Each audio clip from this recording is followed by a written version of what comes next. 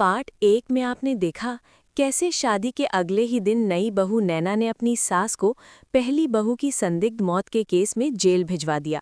लेकिन क्या सास ही इस साजिश के पीछे थी या इस खेल में कोई और भी शामिल था? सास की गिरफ्तारी के बाद घर का माहौल पूरी तरह बदल गया। रोहन, जो पहले नैना से बहुत प्यार से बात करता था, अब उससे नजरें चुराने लगा। ननद ने बात करना बंद कर दिया और ससुर ने साफ कह दिया, हमारी इज्जत मिट्टी में मिला दी तुमने।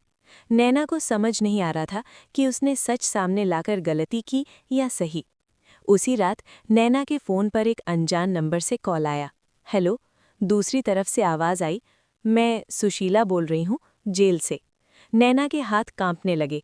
सास ने कहा, तुमने मुझे जेल तो भिजवा दिया, लेकिन असली गुनहगार अभी भी उसी घर में खुला घूम रहा है। नैना हैरान रह गई, क्या मतलब?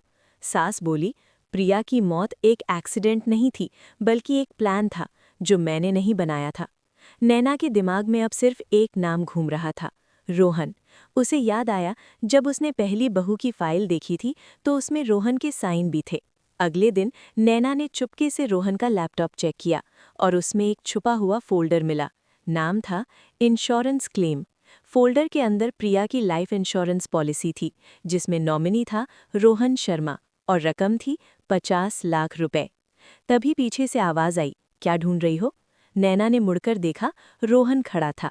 उसके चेहरे पर गुस्सा साफ दिख रहा था। रोहन बोला, तुम्हें नहीं पता प्रिया की मौत मेरे लिए कितनी फायदेमंद थी। नैना का दिल जोर जोर से धड़कने लगा। रोहन धीरे से बोला, और अब तुम भी उसी रास्ते पर हो।